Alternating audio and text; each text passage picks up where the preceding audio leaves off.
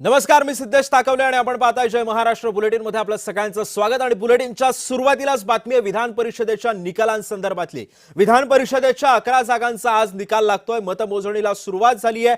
12 वाजेपर्यंत चित्र स्पष्ट होणार आहे। नाशिक, जळगाव, परभणीच्या निकालाकडे सध्या संपूर्ण राज्याचं लक्ष लागलंय, तर दुसरीकडे छत्रपती संभाजीनगर, नांदेड, लातूरमध्ये कोण बाजी मारणार याकडे उत्सुकता आहे। सोलापूर, सांगली, सातारा विधान परिषदेमध्ये काय चित्र असेल हे सुद्धा पाहणं महत्त्वाचं ठरणार आहे। सोबतच नागपूर, भंडारा, गोंदियामध्ये आणि अमरावतीमध्ये कुणाचा विजय होतो हे सुद्धा पाहणं तितकंच महत्त्वाचं ठरणार आहे। दरम्यान या सगळ्या संदर्भामध्ये राज्यातल्या विविध भागांमधून माझे सहकारी आपल्यासोबत जोडले गेलेले आहेत। नागपूरमधून तेजस मोहतुरे, संभाजीनगरमधून विजय चिडे, जुगल पाटील आणि किरण गोटूर सुद्धा आपल्यासोबत असणार आहेत। मी सर्वप्रथम जाणार आहे नागपूरमध्ये। तेजस मोहतुरे आपल्याला या संदर्भात माहिती देणार आहे। तेजस, नागपूरमधलं काय चित्र आहे? नागपूरमध्ये कोणाच्या बाजूने कल पाहायला मिळतोय सध्या?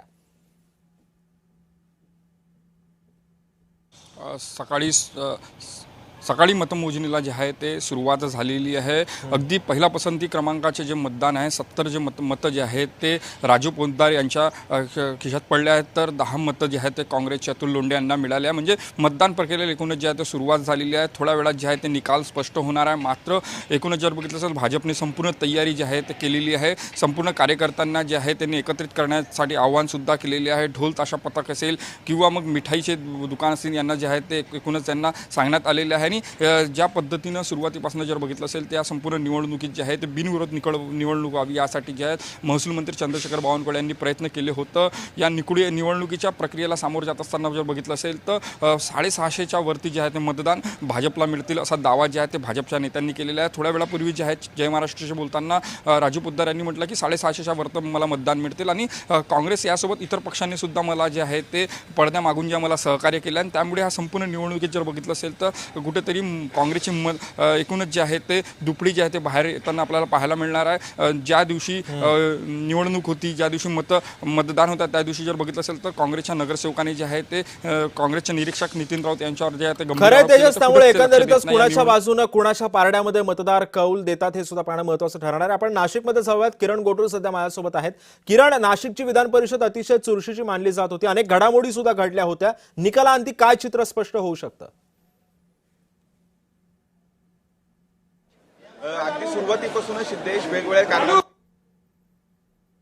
आताच काही वेळापूर्वी मतमोजणीला जे आहे ते प्रत्यक्षपणे सुरुवात झाल्याचं आपल्याला बघायला मिळतोय। आताच काही वेळापूर्वी कुठल्या तरी मुद्द्यावरती आतमध्ये मतमोजणी केंद्रामध्ये राडा झाल्याचं सुद्धा आपल्याला बघायला मिळतोय। आता नेमकं हे वाद कशामुळे झाला हे मात्र कळू शकलेलं नाहीये, पण वेगवेगळ्या कारणांनी आतापर्यंत ही संपूर्णपणे जी निवडणूक आहे ते वेगवेगळ्या कारणामुळे चर्चेत आलेली आहे। खूप मोठ्या प्रमाणात पोलीस बंदोबस्त जो आहे तो इथे तैनात करण्यात आलेला होता आणि मतमोजणीच्या अगदी सुरुवातीला गोकुळ गीते जे या संपूर्ण निवडणुकीमध्ये जे अपक्ष उमेदवार आहेत यांनी काही मुद्द्यावरती आक्षेप घेतला आणि त्यानंतर या सगळ्या आक्षेपावरती सुनावणी देखील झाली आणि त्यानंतर आतमध्ये मतमोजणी केंद्रामध्ये कुठल्या तरी मुद्द्यावरती 2 गटामध्ये राडा झालेला आहे अशा पद्धतीचं माहिती मिळते। आपण या दृश्यांमध्ये बघू शकतो की मोठ्या प्रमाणात जे बंदोबस्त आहे तो मतमोजणी केंद्राच्या आतमध्ये आणि बाहेर या दोन्ही ठिकाणी हे लावण्यात आल्याचं आपल्याला बघायला मिळते। आताच हे वाद झाल्यानंतर पोलीस आणि जे अधिकारी हे दोघांनीही हा वाद मिटवण्याचा जो आहे तो प्रयत्न केलेला आहे। निवडणूक निर्णय अधिकारी असतील, मतमोजणी केंद्रावरती नियुक्त असलेले कर्मचारी असतील, या सगळ्या लोकांनी मध्यस्थी करून हा वाद मिटवल्याची एक प्राथमिक माहिती जी आहे ते मिळत आहे। पण जो वाद आहे तो मोठ्या प्रमाणात झाला, 2 गटामध्ये हा वाद झालेला आहे अशा पद्धतीचं प्राथमिक माहिती मिळते। आणि त्यानंतर आपण या दृश्यांमध्ये बघू शकतो की बंदोबस्त जो आहे तो इथे वाढवण्यात आलेला आहे। अगदी सुरुवातीपासूनच नरेंद्र दराडे आणि गोकुळ गीते यांच्यामध्ये हा संपूर्ण जो निवडणूक आहे तो चर्चेला गेलेला होता। गोकुळ गीते यांना समजवण्याचा महायुतीच्या मंत्र्यांनी प्रयत्न केला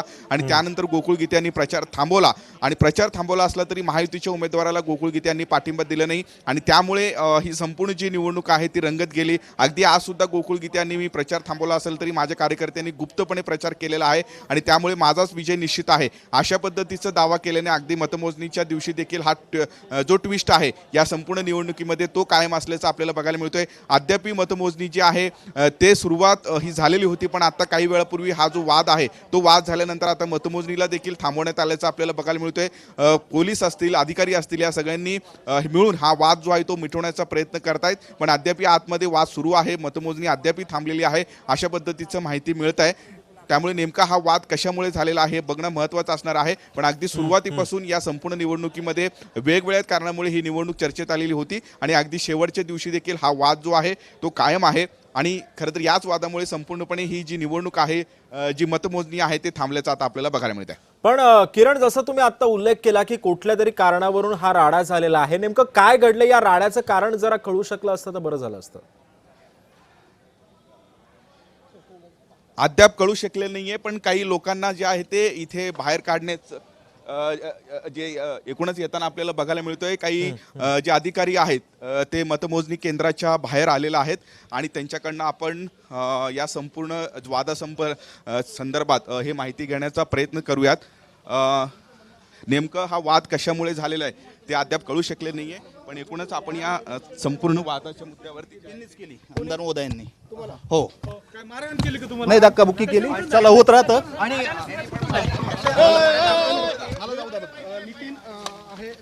त्यांना निवडणूक अधिकाऱ्यांनी जे आहे एकूणच काहीतरी म्हणलेलं होतं आणि त्यानंतर हा सगळा वाद झालेला आहे अशा पद्धतीची माहिती जे आतमध्ये हे मतमोजणी केंद्रावरती जे उमेदवाराचे प्रतिनिधी होते एकूणच त्यांनी दिलेलं आहे. आणि या संपूर्ण कार्यालयामध्ये आपण बघू शकतो अशा पद्धतीने हे बंदोबस्त जो आहे तो अचानक हे वाढल्याचं आपल्याला बघायला मिळतोय. अगदी सुरुवातीपासूनच या निवडणुकीमध्ये वेगवेगळे टिस्ट असतील, वाद असतील, हे झालेले होते आणि आज मतमोजणीच्या दिवशी देखील हे सगळे वाद हे कायम आहेत.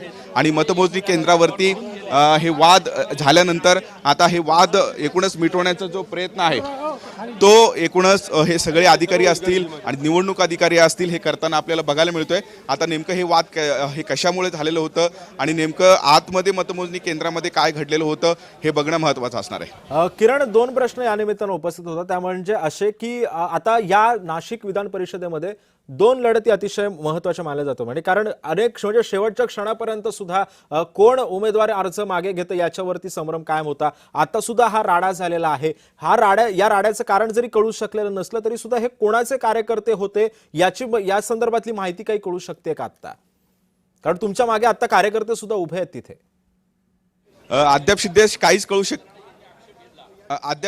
कळू शकलेलं नाही, कारण मतमोजणी केंद्रामध्ये हे माध्यमांच्या प्रतिनिधीला बंदी हे करण्यात आलेली आहे. माध्यमांच्या प्रतिनिधीला आतमध्ये सोडण्यात येत नाहीये आणि त्यामुळे नेमका हा वाद कशामुळे झाला ते कळू शकलेलं नाहीये. पण हे दोन गटामध्ये हा वाद झालेला अशा पद्धतीचं प्राथमिक माहिती मिळत आहे आणि या वादानंतर पोलीस बंदोबस्त सुद्धा मोठ्या प्रमाणात इथे वाढवण्यात आलेला आहे. अशा पद्धतीचे दृश्य आपल्याला संपूर्णपणे या परिसरामध्ये बघायला मिळतोय. अगदी सुरुवातीपासूनच नरेंद्र दराडे आणि गोकुळ गीते यांच्यामध्ये अनेक मुद्द्यांवरती हे वाद झालेला आहे. गोकुळ गीते यांनी प्रचार थांबवला असेल तरी आज शेवटच्या दिवशी त्यांनी माझ्या कार्यकर्त्यांनी प्रचार केलेला आहे आणि त्यामुळे माझा विजय निश्चित आहे एकूणच अशा पद्धतीचा दावा केला. आणि त्यानंतर या निवडणुकीमध्ये आज ही ट्विस्ट हे कायम असल्याचं आपल्याला बघायला मिळतोय. अगदी शेवटच्या दिवशी देखील जेव्हा महायुतीचे सगळे नगरसेवक सहलीला गेलेले होते आणि मतदानाच्या दिवशी जेव्हा ते नाशिकमध्ये परत असताना जे एकनाथ शिंदे यांनी सुद्धा मार्गदर्शन केलेलं होतं. अनेक महायुतीचे मंत्र्यांनी या सगळ्या निवडणुकीमध्ये ताकद लावलेली होती, पण गोकुळ गीते यांनी या निवडणुकीवरती ठाम राहिलेले अगदी 2 दिवस जे आहेत ते छुप्या पद्धतीने प्रचार केल्याने हा जो एकूणच ट्विस्ट आहे या सगळ्या निवडणुकीमध्ये तो कायम राहिला आणि संघर्ष कायम राहिला आणि जवळपास 619 पैकी 618 मतदारांनी या आपलं मतदानाचं जे हक्क बजावलेला आहे आणि त्यामुळे मोठ्या प्रमाणात मतदान सुद्धा झालेलं आहे. आणि एकूण त्यामुळे हा सगळा जो संघर्ष आहे तो आतापर्यंत वाढत गेलेला आहे आणि आज मतमोजणीची जी प्रक्रिया आहे ती पार पडताना आपल्याला बघायला मिळतोय. आणि या मतमोजणी केंद्रावरती सुद्धा अनेक वाद झालेले आहेत. अगदी सुरुवातीला गोकुळ गीते यांनी आक्षेप घेतला आणि त्यानंतर हा वाद आपल्याला बघायला मिळतोय आणि या सगळ्या प्रकरणानंतर आता हे बंदोबस्त एकूणच वाढवण्यात आलेला आहे आणि मतमोजणी देखील अद्याप प्रत्यक्षात हे सुरुवात झालेली नाही. किरण, त्यामुळे एकंदरीतच हा वाद कशामुळे झाला, कोणाचे प्रतिनिधी होते तिथे, हे सुद्धा पाहणं अतिशय महत्त्वाचं ठरणार आहे. तुम्ही सोबतच राहा, कारण आणखी काही बातम्यांचे अपडेट्स मला तुमच्याकडून घ्यायचे. तुर्तास आपण दुसऱ्या प्रतिनिधींकडे जाऊयात. आपण जाऊयात मराठवाड्यामध्ये. विजय चिडे सध्या आपल्यासोबत आहे. विजय, संभाजीनगर मधलं चित्र काय सांगतं या विधान परिषद निवडणुकी संदर्भात? नक्कीच सिद्ध, जर बघितलं तर सकाळ 8 वाजल्यापासून जे आहे ते मतमोजणीला प्रक्रियेला ही सुरुवात झालेली आहे आणि आतापर्यंत जर बघितलं तर भाजपाचे उमेदवार सुहास शिरसाट यांना 40 मतदान जे आहे ते पडलेले आहे, तर UBTचे उमेदवार गणेश लोखंडे यांना 10 मतदान जे आहे ते पडलेले आहे. आणि सध्या जर बघितलं तर मतमोजणी जी आहे ती सुरू आहे. मात्र कुठल्याही प्रकारचा अनुचित प्रकार घडू नये यासाठी जर बघितलं तर मतमोजणी केंद्रामध्ये आणि मतमोजणी केंद्राबाहेर या ठिकाणी पोलिसांचा तगडा बंदोबस्त जो आहे तो या ठिकाणी ठेवण्यात आलेला आहे. कारण यावरती जर बघितलं तर महाविकास आघाडीचे मतदान फुटल्याचा आरोप जो आहे तो करण्यात आला होता आणि त्यामुळे आता या मतदान फुटल्यामुळे अनुचित प्रकार घडू शकतो असं देखील सांगितलं जात आहे। आणि त्याचबरोबर या ठिकाणी जे आहे ते बघितलं हे निवडणूक अधिकारी आहेत, या पद्धतीनं जे आहे ती मतमोजणी जी आहे ते या केंद्रावरती सुरू आहे। या ठिकाणी वरच्या मजल्यावरती जर बघितलं तर ही मतमोजणी जी आहे ती प्रत्यक्षात सुरू असल्याचे पाहायला मिळत आहे। भाजपाचे उमेदवार जे आहेत सुहास शिरसाट हे देखील मतमोजणी केंद्रावरती दाखल झालेले आहे। थोड्या वेळामध्ये आता हा निकाल जो आहे तो स्पष्ट होईल। आता पण साधारणतः 12 वाजेपर्यंत जर बघितलं तर औरंगाबाद जालना विधान परिषदेचा निकाल जो आहे तो घोषित होऊ शकतो। सध्या जर बघितलं मतमोजणी प्रक्रिया जी आहे ती सुरू आहे। सिद्धेश, पण विजय, एकंदरीतच आपण बघतो की सध्या संभाजीनगरमध्ये सुद्धा अतिशय चुरशीच्या घडामोडी गेल्या काही दिवसांमध्ये घडलेल्या होत्या। या घडामोडींकडे पाहता नेमकं कुणाचं पारडं जड वाटतंय सध्याच्या घडीला? नक्कीच सिद्ध जर बघितलं जालना आणि संभाजीनगर मतदारसंघामध्ये जर बघितलं तर महायुतीचं पारडं जे आहे ते जड असल्याचं पाहायला मिळत आहे। तब्बल 637 मतदान जे आहे ते या मतदारसंघामध्ये आहे आणि यापैकी 300 पेक्षा अधिक मतदान जे आहे ते महायुतीचं असल्याचं पाहायला मिळत आहे आणि त्याचबरोबर महाविकास आघाडीचं मतदान जे आहे ते कमी प्रमाणात आहे। त्यामुळे यामध्ये देखील महाविकास आघाडीचं मतदान फुटल्याचा आरोप जो आहे तो देखील काही दिवसापूर्वी करण्यात आला होता आणि त्यामुळे चुरशीची ही निवडणूक जी आहे ती ठरली जात होती। मात्र 2 दिवसापूर्वी जर बघितलं तर भाजपाचे उमेदवार शिरसाट यांनी थेट आम्हाला 500 मतदान पडेल असं देखील म्हटलं होतं। त्यामुळे या ठिकाणी जर बघितलं तर दुहेरी लढत जी आहे ती थेट लढत होणार असल्याचं पाहायला मिळतं। एमआयएमचे उमेदवार देखील अपक्ष म्हणून या रिंगणामध्ये आहे। त्यामुळे आता या ठिकाणी जर बघितलं तर एमआयएम असेल, भाजप असेल आणि त्याचबरोबर युबीटी असेल, या तिन्ही गट जे उमेदवार जे आहेत ते रिंगणात आहे। मात्र थेट लढत जी आहे ती युबीटी आणि भाजपाच्या उमेदवारामध्ये असल्याचे पाहायला मिळते। मात्र भाजपाचा पारडं जे आहे ते संभाजीनगर मतदारसंघामध्ये जड असल्याचं पाहायला मिळतंय। कार्यकर्ते देखील मोठ्या प्रमाणात कामाला लागले होते। त्याचबरोबर नेत्यांची फळी देखील संभाजीनगरमध्ये बैठका घेत असल्याचे पाहायला मिळाले होते। त्याच पार्श्वभूमीवरती संभाजीनगरमध्ये सध्या जर बघितलं तर भाजपाचे खरं विजय, त्यामुळे एकंदरीतच या सगळ्या पार्श्वभूमीवरती कोण बाजी मारते हे सुद्धा पाहणं महत्त्वाचं ठरणार आहे। तू सोबतच राहा। आपण जरा आता जुगलकडे जाऊयात। जुगल, आपण नागपूर, संभाजीनगर आणि नाशिकचं चित्र बघितलं, जळगावचा कल काय सांगतोय? नक्कीच सिद्धेश सर, आज जळगाव विधान परिषदेची मतमोजणी या ठिकाणी पार पडते आहे। जळगाव विधान परिषदेचा विचार केला तर महायुतीचे जे उमेदवार आहे नंदकिशोर महाजन यांच्या विरोधात महाविकास आघाडीचे उमेदवार शरद तायडे यांच्यामध्ये ही प्रमुख लढत बघावयास मिळत आहे। या ठिकाणी महायुतीचे उमेदवार नंदकिशोर महाजन यांच्या विरोधात रेश्मा काळे ज्या बंडखोर उमेदवार आहे यांनी या ठिकाणी सुरुवातीला बंद पुकारलं होतं। त्यानंतर अपक्ष उमेदवार अनिल चौधरी यांनी या ठिकाणी या निवडणुकीमधून माघार घेतली होती। महायुतीच्या उमेदवारांना या ठिकाणी पाठिंबा दिला होता। तर जळगाव विधान परिषदेमध्ये नंदकिशोर महाजन यांच्या विरुद्ध महाविकास आघाडीचे उमेदवार शरद तायडे यांच्यामध्ये आज सामना बघावयास मिळत आहे। एकीकडे महायुतीचे उमेदवार नंदकिशोर महाजन यांनी या ठिकाणी आपला विजयाचा विश्वास या ठिकाणी व्यक्त केला आहे।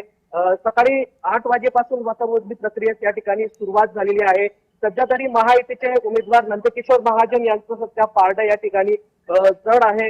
तर विचार केला तर थोड्याच वेळामध्ये, अवघ्या काही तासामध्ये या ठिकाणी विजय त्यांचा या ठिकाणी निश्चित होऊ शकतो। कडेकोट पोलीस बंदोबस्तामध्ये या ठिकाणी निवडणूक प्रक्रिया या ठिकाणी पार पडत आहे। जवळपास नंदकिशोर महाजन यांना 580 मतं मिळण्याची शक्यता महायुतीच्या नेत्यांनी या ठिकाणी नक्कीच जुगल, त्यामुळे एकंदरीतच कोण बाजी मारते हे सुद्धा पाहणं तितकंच महत्त्वाचं ठरणार आहे। माझ्यासोबत होते तेजस मोहतरे, किरण गोटूर, विजय शिडे आणि जुगल पाटील। आपल्या सर्वांचे आभार आपण दिलेल्या सविस्तर माहितीबद्दल।